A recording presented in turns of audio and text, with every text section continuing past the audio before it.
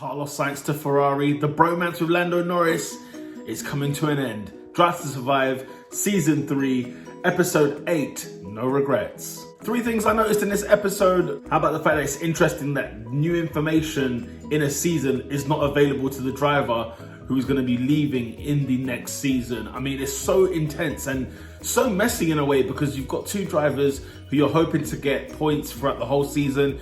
But yet, because one of them is leaving and going into another team, in this case, Carlos Sainz to Ferrari, there's not a lot of information. Seidel was saying it in a meeting with Zak Brown that, they're going to have to withhold information to Carlos Sainz, which can only be more damaging than anything else. Which leads me on to my second point. It's strange why teams announce new driver lineups during the season. Like, it doesn't make any sense. Why did we need to know about Carlos Sainz and him moving to Ferrari? And in 2020 especially, a lot of the silly season stuff happened early in the season. It was just strange. Like, why disrupt the function of a team? We've seen it with Daniel Ricciardo with Renault.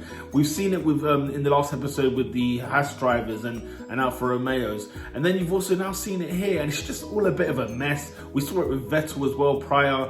It can't be beneficial to have all of this going on and yet you still got a season or half a season to go. How does that help any team? Number 3, it's sad to see this partnership of Lando Norris and Carlos Sainz actually come to an end.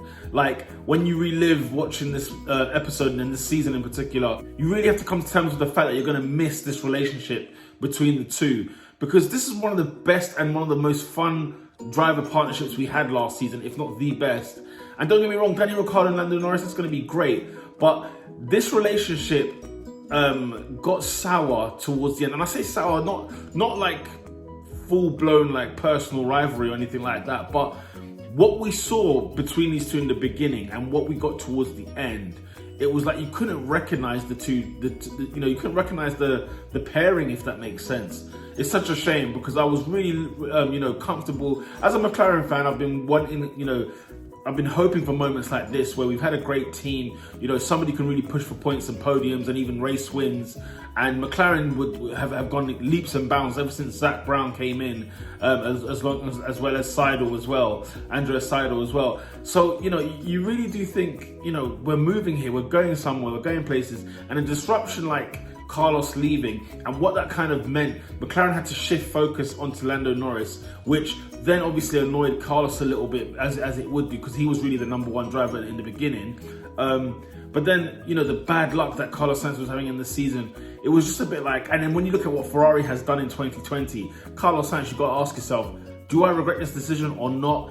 Look, it's Ferrari at the end of the day. If they come with a contract for you, you're going to take that contract regardless what team you're in. In a more positive note, Zak Brown and Lando Norris was a lot closer than I actually originally realised. It's quite like a father and son kind of relationship. Zak is very proud of Lando Norris, and he likes Carlos Sainz, and he's on a very professional level. He really thinks he's a great driver. There's a reason why he brought him in. He's been scoping him for years.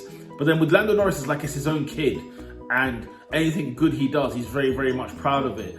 And Lando Norris is growing in stature. He's growing as a race driver, and we hope probably that there's going to be more and more improvement from Lando Norris this season. Those are the 3 things that I noticed. Question of the day: what did you notice? What did I miss out on? What should I have touched on? Comment down below. By the way, seeing Carlos Sainz Sr., I've got all the time in the world for that. Yeah, more Carlos Sainz footage, more of the rally champion, 2-time rally champion.